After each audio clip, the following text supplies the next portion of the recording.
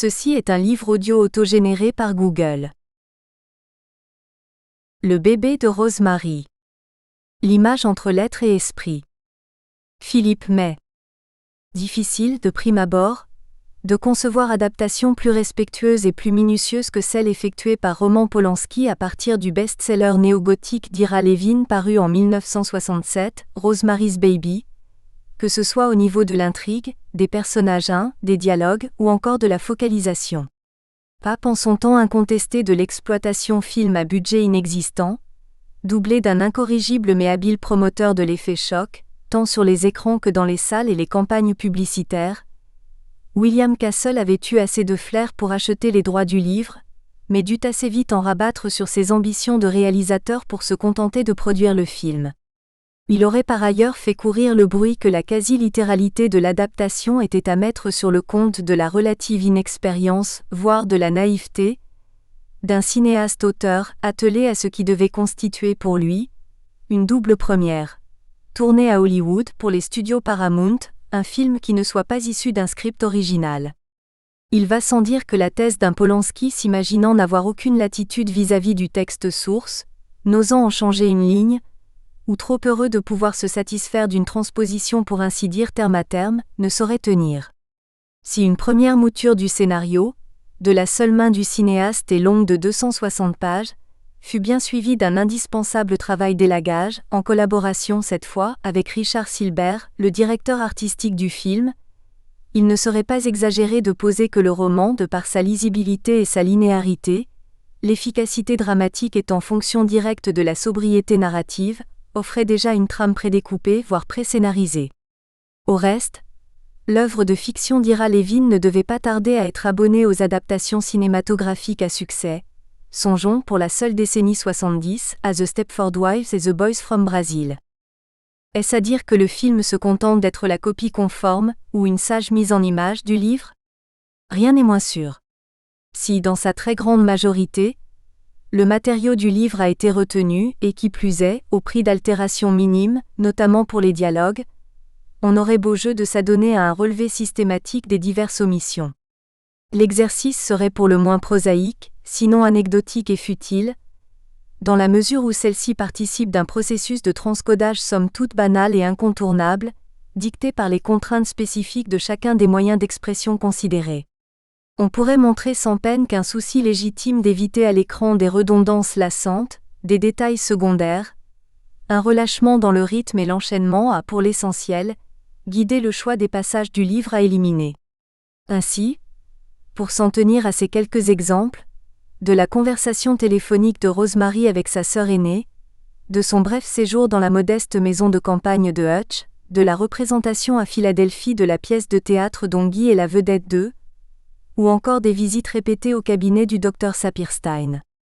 Si les deux cauchemars principaux, la religieuse du pensionnat réprimandant Rosemary, la créature satanique la violant, font tout naturellement l'objet d'un traitement très soigné, bien que clairement distinct du classicisme formel qui tente à prévaloir partout ailleurs dans le film. 3. La référence, certes fugace, à d'inquiétants rêves coïncidant avec les premières douleurs de grossesse de Rosemary n'a pas été retenue, sans doute en raison du potentiel incongrument spectaculaire et sensationnaliste de ce genre de scène sur grand écran. L'héroïne se voit en effet acculée dans un recoin de sa salle de bain par de gigantesques araignées, puis tentant désespérément de déraciner un mystérieux arbuste noir qui s'est mis à pousser sur le tapis du salon. 4. Inversement, Polanski s'est aussi dilaté un seul paragraphe du roman 5 en une séquence plus ample et ambiguë, comme lors de l'installation des Woodhouse dans leur nouvel appartement, encore non meublé et peu éclairé, qu'ils vont en quelque sorte étrenner en pique-niquant et en faisant l'amour à même le parquet.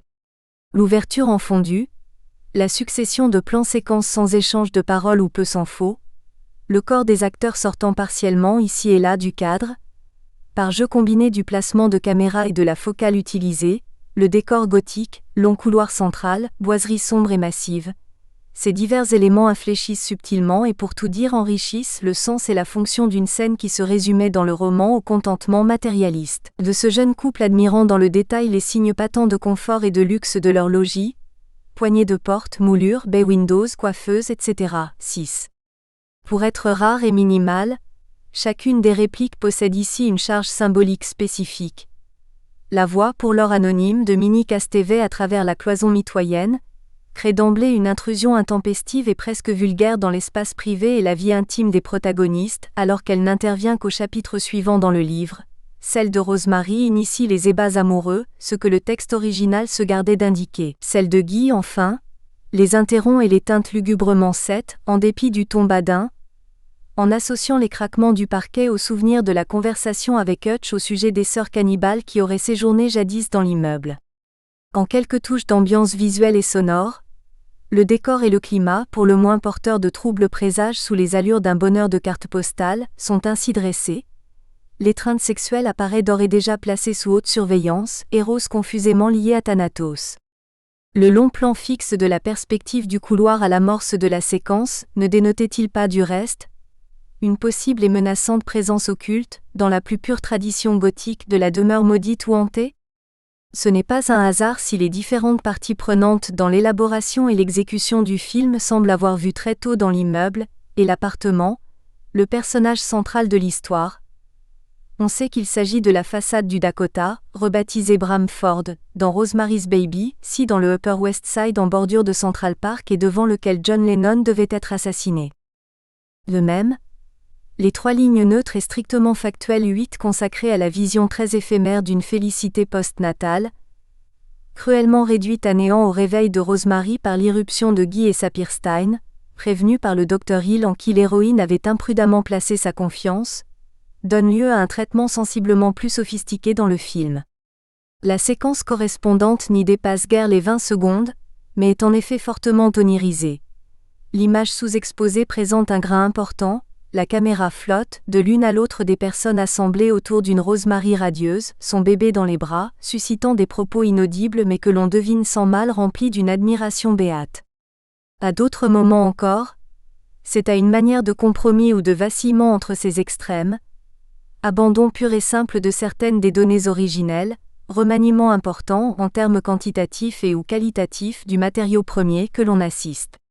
Polanski conserve ainsi le véritable montage cut qui fait passer, dans la seconde partie du roman, du chapitre 7 au chapitre 8. L'un s'achève sur les répercussions de l'ouvrage sur la sorcellerie, All of Them Witches, transmis selon les dernières volontés de Hutch à Rosemary. Celle-ci finit par y trouver la clé de l'identité cachée de Roman Castevet, dont le nom est l'anagramme de Stephen Marcato, fils d'un sataniste ayant résidé et sévi en son temps au Bramford. L'autre s'ouvre, sans transition, sur l'obstétricien de Rosemary feignant la surprise, fantastique, lorsque sa patiente lui fait part de sa découverte. Cela posé, on ne s'étonnera pas de ce que Polanski s'ingénie de place en place, à court-circuiter le réseau narratif d'origine, à insérer ses propres cuts surprises en rapprochant ou télescopant des éléments entre lesquels le roman avait ménagé un intervalle, aussi infime soit-il. On pensera notamment en ce sens à la coupe franche entre, d'une part, le réveillon chez les Castevet qui se clôt sur le toast porté par Roman, à l'an nouveau. L'an 1, autre forme de raccourci qui échappe à la principale intéressée, et d'autre part, Rosemary dans sa cuisine dévorant à belles dents les abats d'un poulet qui n'est pas encore passé au four, avant de surprendre son propre reflet sur la surface métallique du grille-pain et réalisant l'énormité de son acte d'aller vomir dans l'évier neuf. Pour en revenir à la notion de compromis ou de mouvement de balancier, il convient de remarquer que s'il maintient bien l'effet de saute entre les 2 chapitres du roman considéré, le réalisateur fait en revanche l'économie de la réception dans la suite du chapitre 8, en l'honneur des Castevet qui s'apprêtent prétendument à partir en voyage, pour passer directement à la scène des adieux entre les Woodhouse et leurs voisins le lendemain matin.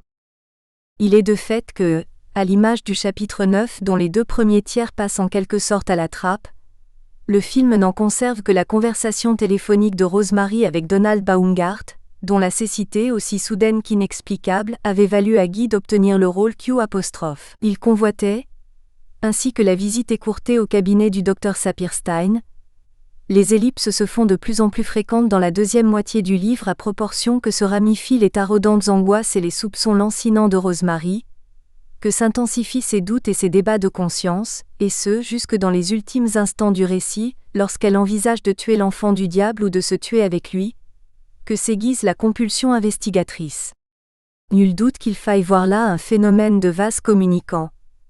Polanski, qui a eu la sagesse à la fois de préserver la focalisation quasi exclusive sur l'héroïne éponyme, et de résister à la tentation de transposer les incessants, et pour tout dire, envahissants, monologue intérieur de cette dernière en intervention en voix off, se devait d'opérer des coupes sombres parmi les mouvements foisonnants de la conscience exacerbée de Rosemary. Hormis quelques moments épars où l'héroïne se parle à elle-même, l'expression de ses pensées, tout au moins leur substance, doit passer obliquement par les regards, la gestuelle, la prise de vue, le montage ou encore la bande sonore. Outre l'épuration du tissu narratif, certaines chevilles ont pu s'avérer nécessaires. Au lieu de se remémorer par bribes les passages saillants de l'opus sur la sorcellerie confisquée avant d'être jeté par Guy, Rosemary achète ainsi un nouveau livre traitant du même sujet, Witchcraft de Stella Laudin, qu'elle feuillette aussitôt. Elle fait d'abord glisser son doigt le long d'un syntagme en italique sur une page qui remplit l'écran, puis lit elle-même à haute voix un autre extrait. Dans les deux cas, il s'agit de fragments correspondant aux citations de All of Them Witches données dans le roman. Il est aussi, cependant, des ajouts qui s'apparentent à des touches plus subtiles et plus personnelles. S'emparant vers la fin du film, d'un long couteau de cuisine avant de se rendre par le passage dérobé dans l'appartement des Castévet, Rosemary manque être surprise par l'arrivée inopinée de Guy et doit se précipiter dans un renfoncement, ce qui a pour conséquence de mettre en branle un petit berceau à bascule destiné à l'origine au futur bébé et contenant un poupon en guise de simulacre. C'est de la pointe de son couteau que Rosemary doit faire cesser un mouvement d'oscillation qui pourrait trahir sa présence. Ce moment choc d'incongruité visuelle ne fait pas qu'accentuer la tension dramatique de la scène, que faire vibrer la corde du suspense. Il crée aussi un effet d'annonce cruellement ironique, puisque l'héroïne est sur le point de découvrir l'identité satanique de l'être qu'elle a enfanté. Voilà donc très grossièrement, pour ce qui ressortit au rapport de la lettre et de l'image, même si insistons-y, ce ne sont là encore pour une part non négligeable que variantes et variations de surface, propres en définitive à tout processus d'adaptation qui se respecte, aussi révélatrice soit-elle, de l'acuité et de l'art de roman Polanski entre autres choses. De manière sans doute plus profonde, voire radicale, qu'en est-il à présent de l'esprit du livre ou de son absence, ou encore de son gauchissement au sein du film? Au demeurant, les deux composantes, lettre et esprit, sont elles-mêmes dissociables? Un constat s'impose d'emblée. C'est à l'unisson que la critique relève une apparente divergence entre la religiosité teintée de manichéisme, potentiellement conservatrice sur le plan de l'idéologie du texte de Lévin, et la fantasticité plus systématique de l'adaptation cinématographique, créatrice d'une ambiguïté, qui serait au fondement même du genre, selon une définition canonique du naguère à Todorov 10. En estompant la récurrence ou l'impact des marques, ici manifestes, la suggestive, du surnaturel, ainsi que les allusions très appuyées au milieu familial et à l'éducation catholique de Rosemary, Polanski renforce et parvient à maintenir jusqu'à la toute fin la non-résolution ou l'indécidabilité entre une lecture accréditant le complot sataniste et une interprétation clinique du personnage de Rosemary, tourment et délire hallucinatoire de la femme primipare.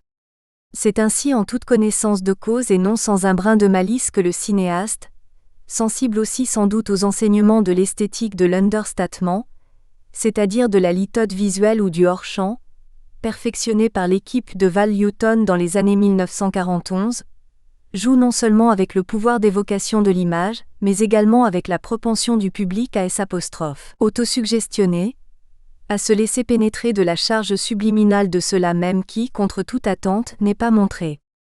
L'anecdote est connue mais vaut d'être rappelée. De très nombreux spectateurs furent fermement convaincus à la sortie des salles d'avoir vu le fruit de l'union de Rosemary et du diable dans le berceau tendu de crêpe noire, quand la stratégie de Polanski a précisément été à la fois de susciter cette image et de l'éluder, ne livrant que la surimpression fugitive d'une paire d'yeux jaunes et fondus, identiques donc à ceux du démon dans la séquence du viol conformément à l'adage « tel père, tel fils » sur le regard horrifié des apostrophes. Une Rosemary au bord de l'évanouissement. Plus largement, et indépendamment d'incontestables spécificités littéraires et cinématographiques, il est patent que la fin du film gagne en efficacité à être moins bavarde que celle du roman. Ont disparu les paroles adressées au bébé, qui n'auraient pas manqué de revêtir des accents sinon grotesques tout au moins risibles, ainsi que la joute verbale entre Rosemary et Roman autour du nom du nouveau-né, Andrew versus Adrian.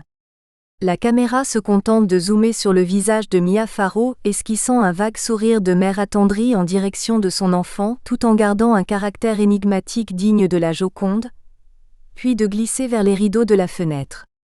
En lieu et place d'un contre-champ, un fondu enchaîné et les intonations mélancoliques d'une berceuse nous ramènent symétriquement au générique de début de film, la caméra s'éloignant dès lors de l'immeuble, plutôt que de s'en approcher, après avoir survolé les toits.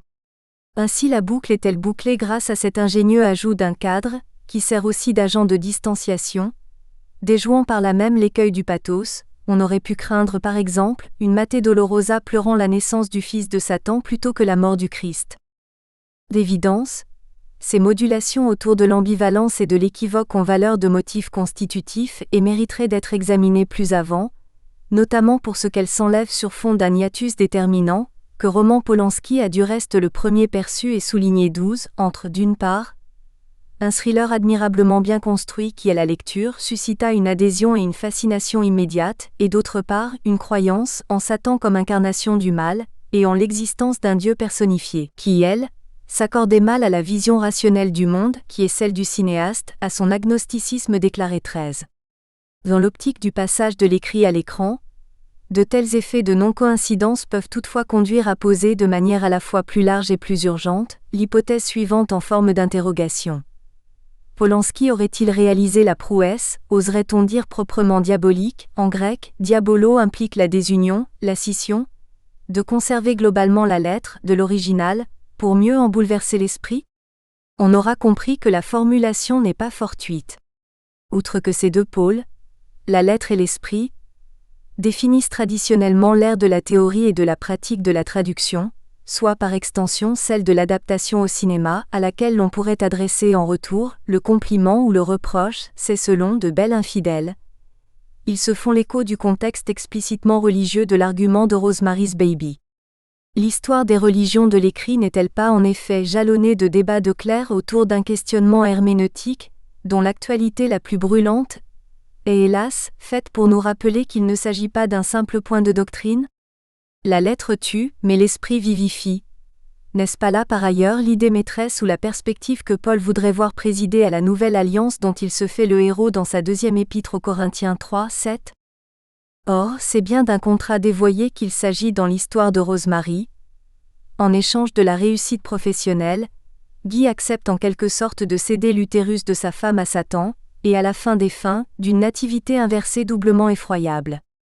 Un cercle de suppôts de Satan aux allures horriblement ordinaires loue en effet, en toute solennité extasiée, la venue de l'Antéchrist que sa mère humaine, trop humaine, finit semble-t-il par adopter, se faisant ainsi la complice in extremis, bien qu'à son corps défendant, d'un culte qu'elle avait jusque-là rejeté avec l'énergie du désespoir, se figurant non sans ironie rétrospective que ces célébrants destinaient sa future progéniture au rôle de victime sacrificielle. On se souvient alors que l'intrigue s'ouvrait sur les jeunes mariés visitant leur futur appartement et tombant sur une note inachevée de la main de feu la précédente locataire, Mrs. Gardenia, dont tout porte à croire qu'elle fut éliminée par ceux-là même qu'elle s'apprêtait à fuir et sans doute à dénoncer. Et can no longer associate myself. Je ne puis m'associer plus longtemps. C'est donc à la fois tout littéralement et très allégoriquement que le couple contradictoire de l'association et de la dissociation, du sumbolon et du diabolo si l'on veut, régit d'un bout à l'autre le cours des événements, et peut-être aussi bien les rapports entre le roman et le film. Il n'est là encore que de faire chatoyer quelque peu les feux du signifiant. De Coven, assemblée de sorcières à Covenant Alliance, il n'y a en anglais qu'un pas, à peine une finale. Or, le jeu sur les mots, les noms et les signes revêt dans le roman d'Ira Levin une importance toute particulière, dont le Scrabble pourrait être l'emblème, qui ne se démentit pas dans le film.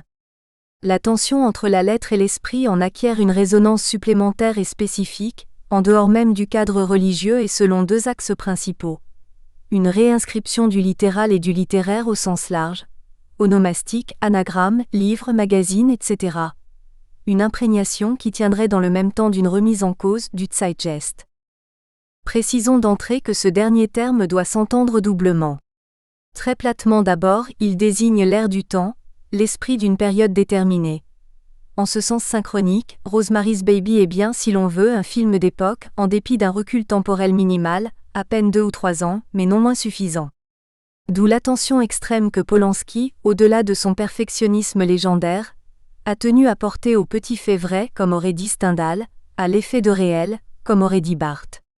À savoir, non seulement le décor, les costumes, les accessoires, en bref, tout ce qui relève à Hollywood du production design et dont s'acquitta remarquablement Richard Silber, mais encore les renvois multiples et pointus aux effets de mode.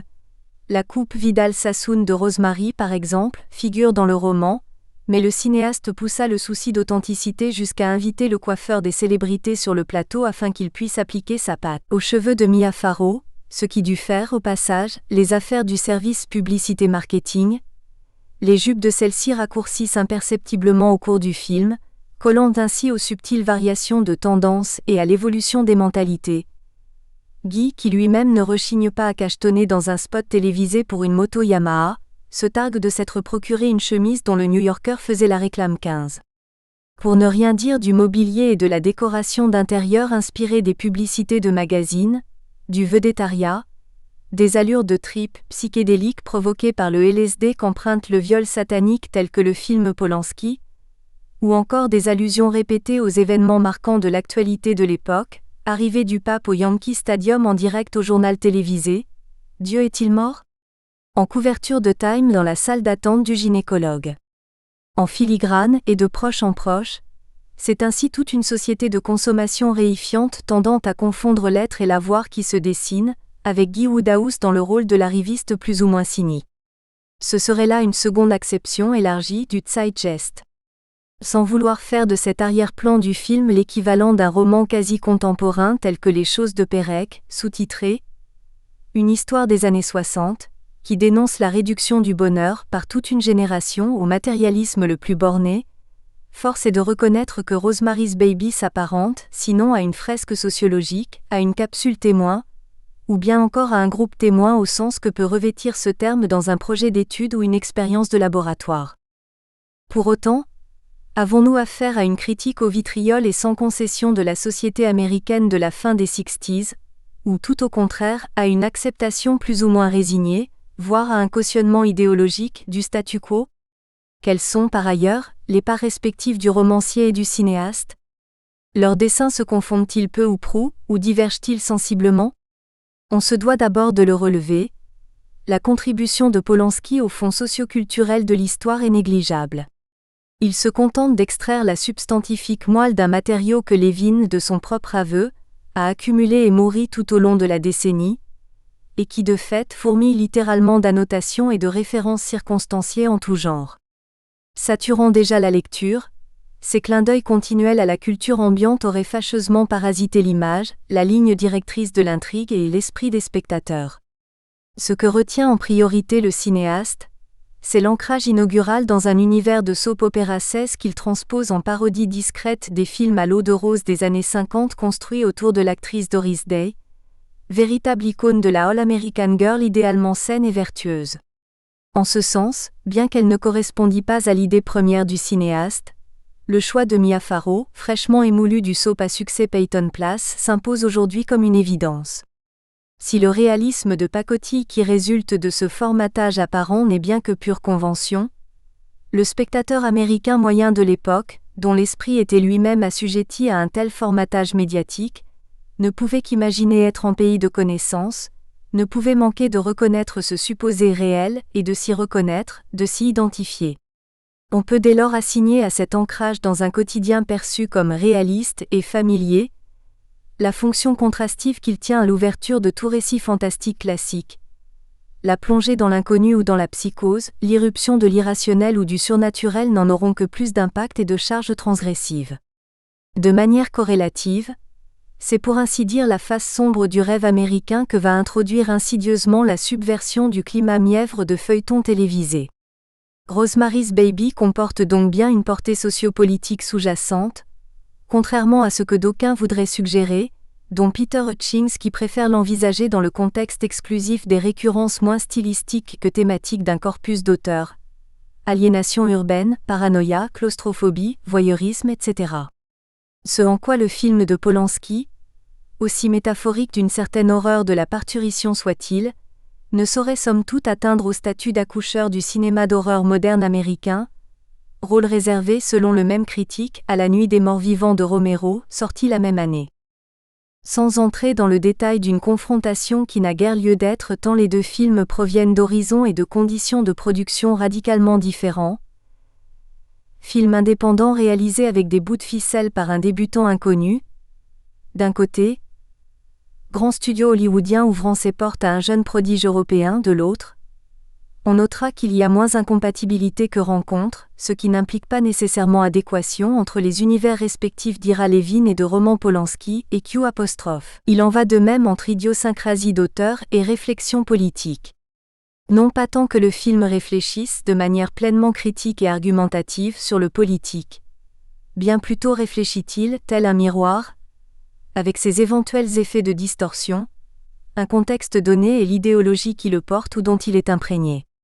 Pour être moins frontale, virulente ou militante que la satire allégorique de Romero, Rosemary's Baby n'embrosse pas moins le tableau d'une société qui s'oriente vers un matérialisme galopant tout en maintenant ses structures patriarcales et ses a priori phallocrates. À travers le destin de Rosemary, n'est-ce pas le corps de la femme qui nous est montré, tel qu'il se trouve soumis ici dans ses fonctions procréatrices plus particulièrement, au bon vouloir et à la tutelle manipulatrice des hommes ? 18. Si le travail de l'adaptation suit sur cette voie le roman de très près, c'est aussi que la question de la lettre s'y trouverait inscrite. Ainsi l'autorité ou la loi masculine interdit-elle avec insistance l'acte de la lecture, soit par confiscation et liquidation effective, lorsque, comme on l'a vu, Guy exige de son épouse qu'elle lui remette sur le champ le livre de Hutch qu'il ne tarde pas à faire disparaître, soit par injonction préventive. Dès la première visite, le docteur Saperstein déconseille formellement à sa patiente de consulter le moindre ouvrage sur la maternité. L'obstétricien comprend peu après, à l'évocation d'une possible grossesse extra-utérine, qu'elle n'a pu s'en empêcher. Il la morigène et lui intime aussitôt de jeter au panier l'objet du délit. On voit par là que les infinies douleurs de Rosemary enceinte des œuvres de Satan sont aussi le prétexte d'une mise à nu d'un discours, ou d'un savoir mi-paternaliste mi-patriarcal qui équivaut pour la femme, à une dépossession de l'expérience de la grossesse à une époque où le bouleversement des mœurs en matière de sexualité commence pourtant à battre son plein, comme le rappellent très ironiquement les 2 tomes du rapport Kinsey trônant sur les rayonnages de l'appartement et sur lesquels Guy vient poser le livre sur la sorcellerie. Cela posé, la lettre due dans le film ne se résume pas à ces occurrences ou références livresques reprises du roman. Elle concerne en outre divers jeux linguistiques qui s'attachent tantôt à des noms propres, tantôt à des noms communs. Le plus flagrant de tous, dans la version originale tout au moins, est indéniablement le lapsus qu'aurait commis Minnie, prononçant mouse, souris en anglais, la mousse au chocolat qu'elle a confectionnée pour les Woodhouse vins et qui doit rendre inconsciente, c'est-à-dire passive et impuissante, l'infortunée Rosemary lors de la scène du viol. La modulation autour des rôles sexuels est déjà patente. C'est Minnie qui est censément à la source de ce mot écorché en forme d'acte manqué, mais c'est après tout Guy qui le rapporte et s'engosse en la Saint-Jean. De manière bien plus tragique, c'est cette même moue qui détermine le rôle de proie sexuelle auquel Rosemary va être très bientôt contraint. En vertu d'une logique proprement onirique, ce glissement sémantico-phonique ressurgit en outre dans le cadre d'une coda de la séquence où, encore à demi consciente pour n'avoir pas fini son dessert auquel elle trouvait un arrière-goût de craie, l'héroïne devine qu'elle est en train d'être réellement violentée. S'ouvrant et se fermant en fondu appuyé, une vignette fait alors s'approcher le pape qui s'inquiète de ce que Rosemary a été bitten by a mouse. Le lapsus prend soudainement des connotations phalliques. Être mordu par une souris, par un aspic dans la version française, est une métaphore transparente de la fécondation de la jeune femme par la semence du diable, dans la bouche d'un pape aux manières mielleuses qui n'en incarne pas moins clairement pour Rosemary une figure mal culpabilisante. Quant à l'onomastique, dont on a vu précédemment un exemple important avec le processus anagrammatique qui permet de voir en roman Castevet, Stephen Marcato, fils de sorcier, elle peut paradoxalement s'avérer une manière de reconduire in fine la lettre à l'image.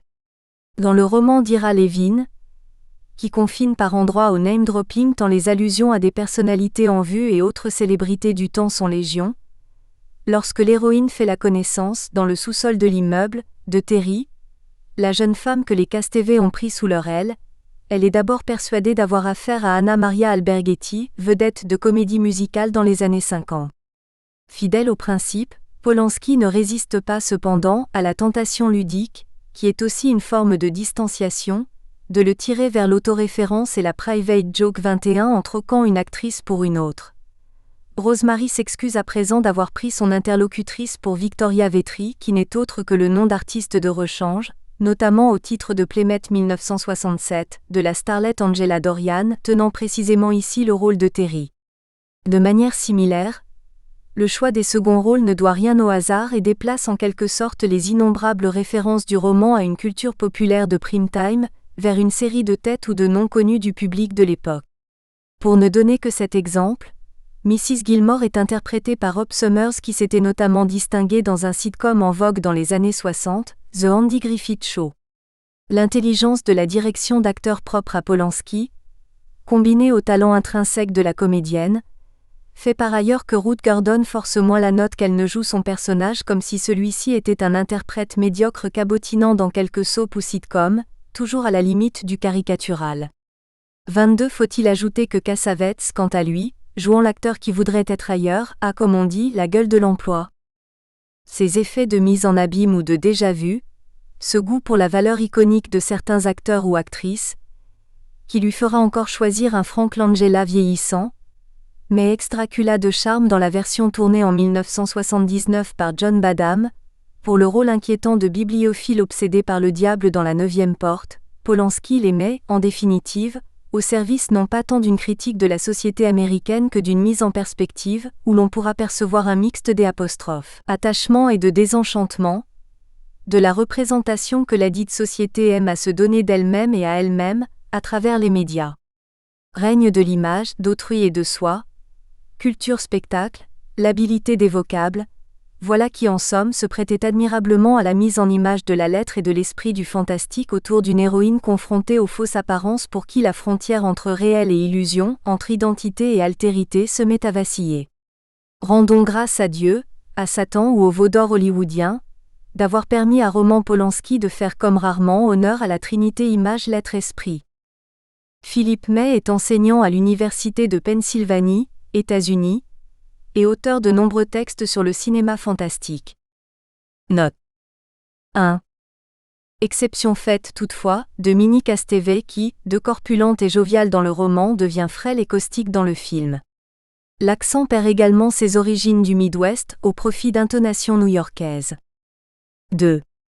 Respectivement pages 102 à 104, 128 à 131 et 208 à 209 dans l'édition utilisée, New York, signé 1997. 3. La pléthore d'analyses portant sur l'une et ou l'autre de ces séquences me dispensera de m'y attarder. Concernant le brouillage entre rêve et réalité, et la dimension audiovisuelle complexe de la première séquence onirique, on se reportera notamment à Alberto Scandola, Traces du fantôme, l'organisation de l'espace sonore, In Contrebande, numéro 12, 2004, pages 157 à 158. 4. Opsite, pages 151 à 152. Il y a fort à parier que W.K. seul ne se serait pas fait faute d'amplifier visuellement ce type de données, et d'en tirer tout le profit publicitaire possible. 5. Ibid, page 33. 6. Ipidem. 7. Peu après, ce sont d'étranges incantations et un théâtre d'ombres évanescentes sur le papier peint qui viennent s'immiscer dans le jeu amoureux des jeunes mariés, tendrement enlacés sur le lit. 8. Ibidem, page 265. Elle vivait avec Brian et Dodie dans une grande maison de style contemporain à Los Angeles, et Andy venait juste de commencer à parler, bien qu'il n'ait que 4 mois, je traduis. 9. Respectivement pages 180 et 184 dans le roman d'Ira Levin.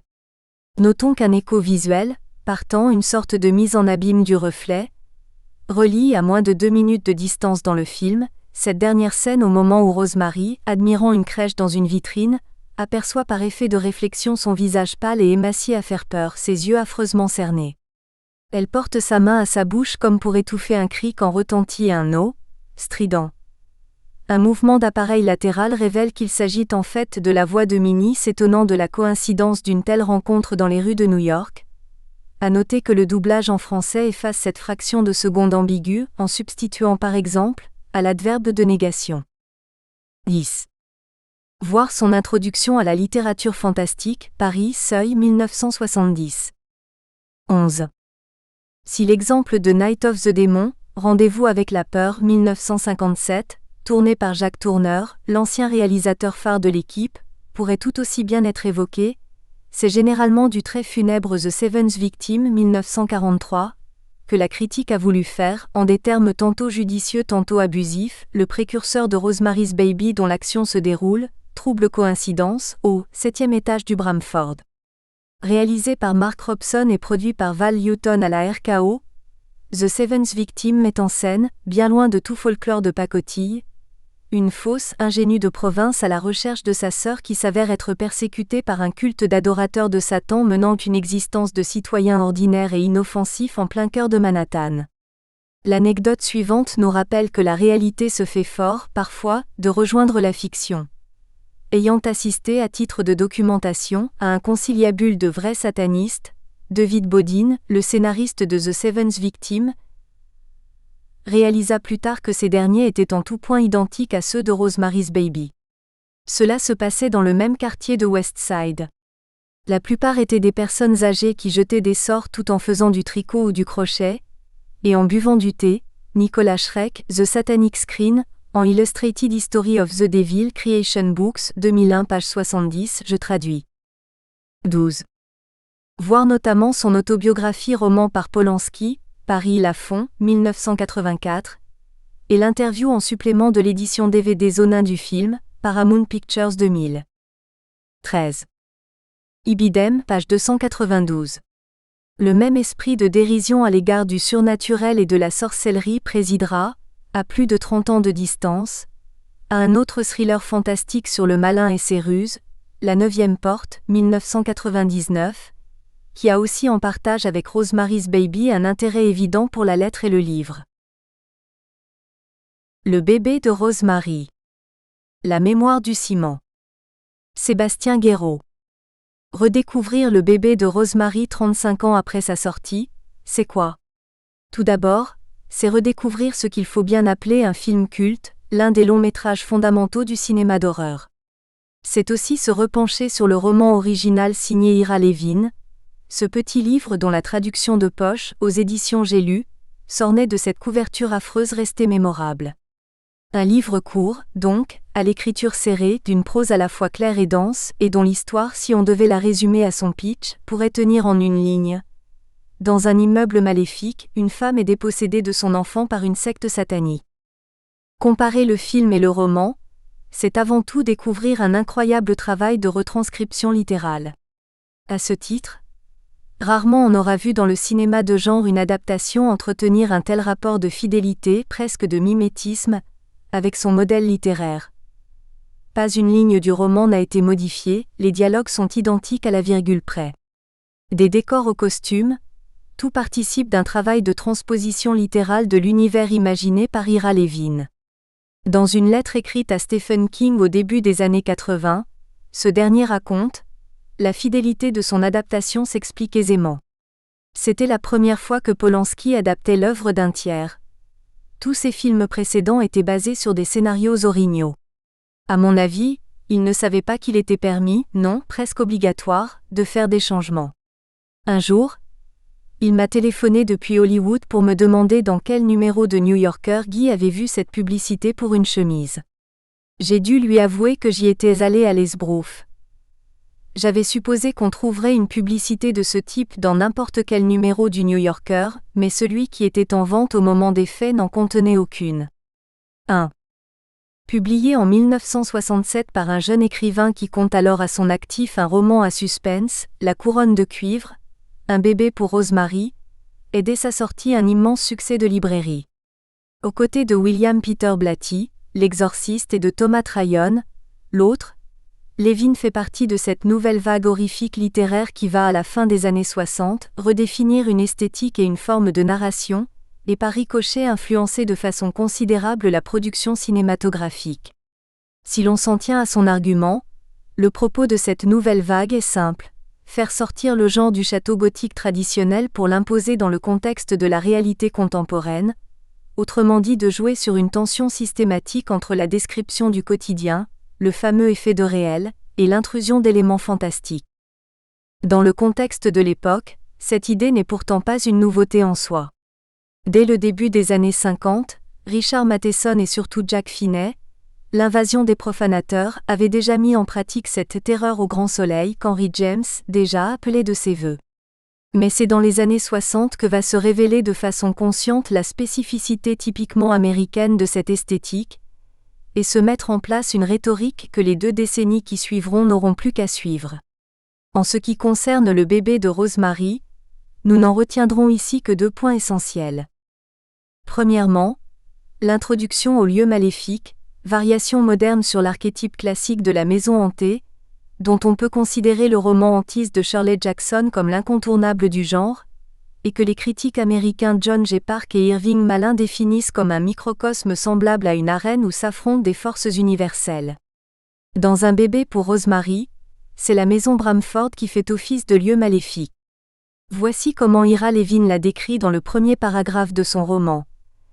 Le Bramford est une monstrueuse bâtisse éléphantesque et victorienne où s'imbrique une quantité d'appartements très hauts de plafond, particulièrement recherchés pour leur cheminée de marbre et leur aspect vieillot. 3. D'emblée, cette caractérisation aussi brève que précise fait écho à la maison hantée telle qu'elle est rencontrée dans le roman gothique classique.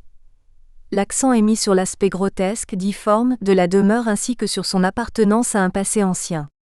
Les appartements hauts de plafond, qui rappellent les fameux ongles bizarres de Lovecraft, associent étroitement l'idée de gigantisme architectural à l'image du labyrinthe, préfigurant la structure paranoïaque du roman tout entier. Et voici maintenant comment Rosemary découvre son nouvel appartement. Les 4 pièces de l'appartement étaient réparties 2 par 2 de chaque côté d'un vestibule central qui se trouvait dans le prolongement de la porte d'entrée. La première pièce à droite était la cuisine et en la voyant, Rosemary ne put retenir un éclat de rire.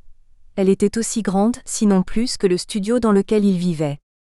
Il y avait une cuisinière à gaz à 6 feux et avec 2 fours, un réfrigérateur monumental et un évier immense, sans compter une douzaine de placards, une fenêtre sur la 7e avenue, un plafond d'une hauteur phénoménale, et même l'emplacement idéal pour installer un petit coin breakfast tout en bleu et ivoire comme celui qu'elle avait découpé dans votre maison du mois dernier. 4. Topo essentiel du lieu maléfique, l'arrivée d'un nouveau venu. Depuis la chute de la maison Usher de Pau jusqu'à la maison d'à côté d'Anne Rivers Sidon, l'introduction à la maison hantée se fait par le regard de l'étranger de l'inconnu décrivant le nouvel habitat. Sauf qu'à la différence de nombre de ses prédécesseurs, Levin opte ici pour un ton profondément ironique. Loin des personnages introspectifs et romantiques des romans gothiques, Rosemary Woodhouse n'a rien d'éthéré. Elle apparaît même comme le prototype de l'américaine moyenne des années 60, fascinée par l'équipement ménager de son nouvel habitat. On n'a aucune peine à l'imaginer subjuguée par son aspirateur et par ricochet, anticiper un destin tout tracé de femme au foyer, totalement immergée dans un univers domestique devenu son unique sphère, faisant partie intégrante d'elle-même. En ce sens, le traitement du lieu maléfique chez Levin inscrit son roman dans une certaine tendance du fantastique américain des années 50 à 60, de plus en plus imprégné de satire sociale. Au travers des yeux de Rosemary, dont nous apprendrons qu'elle vient d'un milieu rural et conservateur, chaque élément du décor nous apparaît comme gigantesque. La simple description de la cuisine avec son plafond d'une hauteur phénoménale suggère clairement l'idée que l'héroïne vient de découvrir un nouveau monde. Elle s'imagine déjà en train d'aménager l'appartement, de l'apprivoiser, bref de ramener à sa taille un espace qui lui apparaît pour l'instant démesuré, disproportionné, mais dont elle s'imagine bientôt maîtresse. La suite de l'histoire va lui apporter le plus cinglant des démentis. Le film de Polanski, quant à lui, débute par un long panoramique de droite à gauche sur les façades d'immeubles de New York. La photo est terne, naturaliste. La comptine à la fois livide et ironique de Christopher Komeda donne le ton d'une sombre ballade urbaine. La caméra s'arrête pour cadrer en contre-plongée un immeuble d'aspect imposant donnant sur une rue bien fréquentée. La caractérisation de la maison Bramford est ici effectuée de façon spatiale. Il s'agit d'isoler un bâtiment par rapport aux autres, de faire surgir une singularité au milieu d'une indifférenciation. L'introduction proprement dite s'effectue sur un ton proche de la comédie de situation. Rosemary, Mia Farrow et Guy, John Cassavetes, offrent le portrait typique du jeune couple américain en cours d'installation. Guy est acteur de théâtre et ambitionne un rôle dans une pièce à succès. Rosemary, elle, n'attend qu'une chose, assumer son rôle de femme au foyer.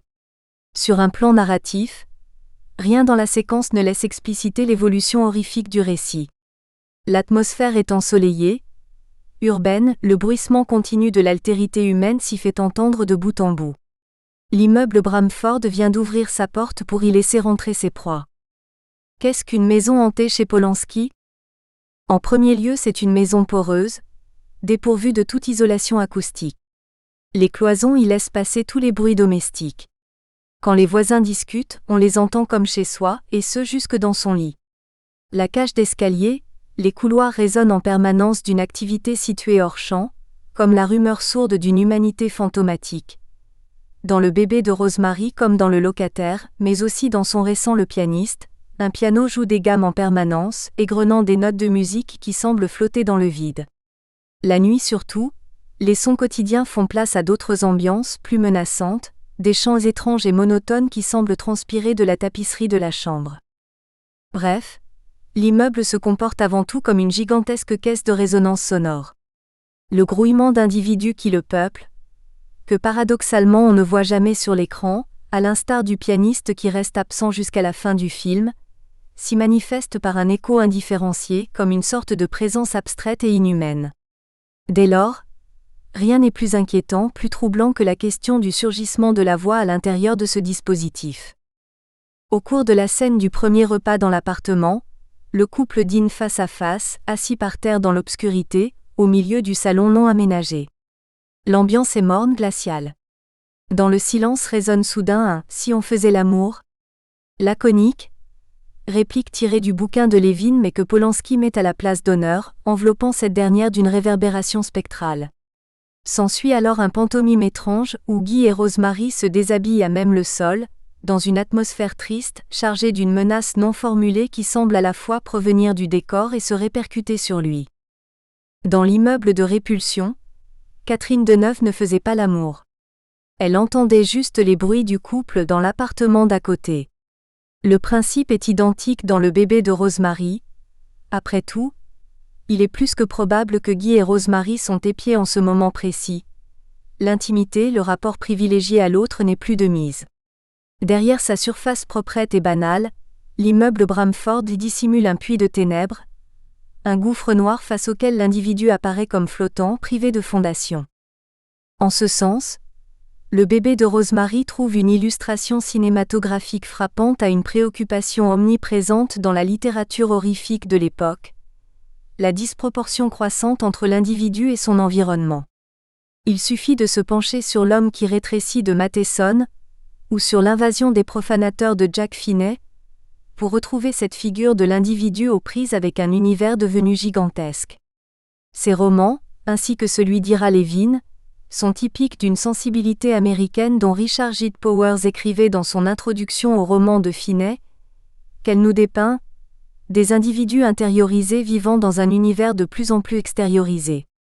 L'idée n'est que suggérée dans le bébé de Rosemary, mais elle est bel et bien présente, tout comme elle l'est dans la plupart des fictions américaines des années 50 à 60, et Polanski en offre une interprétation aussi marquante que réussie. Dans son traitement du lieu maléfique, et toujours dans l'ouverture du film, Polanski apporte néanmoins un élément nouveau, assez discret pour tout dire, mais qui trouvera vraiment son aboutissement dans le locataire. Dès la sortie de l'ascenseur, le couple se questionne au sujet de Madame Gardenia, l'ancienne locataire de l'appartement. Le propriétaire leur affirme que cette dernière est morte dans des conditions normales, proprement serait-on tenté d'ajouter, sur un lit d'hôpital et non à l'intérieur du domicile. La caméra effectue alors un plan rapproché sur une marque large et profonde incrustée sur le dallage, comme l'impact laissé par la chute d'un objet lourd. Plan aussi énigmatique que sinistre qui associe étroitement, et ce en dépit de toute vraisemblance dans son rapport parole-objet, l'image absente du cadavre à celle bien présente de la trace sur le sol, semblable à une blessure béante dans le bitume. À l'instar de la verrière brisée dans le locataire, l'immeuble Bramford ne laisse subsister de la mort que l'empreinte macabre laissée sur sa surface. Les immeubles chez Polanski sont avant tout des lieux de chute, de accent aigu fenestration. Ainsi finit Terry, la malheureuse colocataire des Castévet, dans une flaque de sang sur le trottoir. Les murs, les sols sont constellés de marques, de points d'impact. Dans le locataire, c'est une dent incrustée dans un mur, dans le bébé de Rosemary, ce sont des traits blanchâtres laissés sur le plancher par le déplacement inexpliqué d'un meuble, c'est le fragment d'une phrase énigmatique épinglée sur le mur de la cuisine. Le corps a été escamoté mais le signe, lui, est resté. En ce sens, la maison est un organisme blessé, le réceptacle de fractures et de cicatrices qui en font un véritable lieu de douleur et de mutilation. Mais la chute est également à prendre dans un sens plus générique, presque philosophique du terme. Elle désigne la fin, le stade ultime de la régression. C'est Rosemary sombrant petit à petit dans la folie, c'est le monde réduit à un pur rapport de prédation, de paranoïa et de peur. La chute, c'est, si on l'appréhende sous un angle plus mythologique, le retour à la terre, à l'état bestial, au primitif. En ce sens, il n'est pas interdit de voir... Nous espérons que vous avez apprécié cet aperçu. Pour continuer à écouter ce livre audio sur Google Play Livres, utilisez le lien dans la description de la vidéo.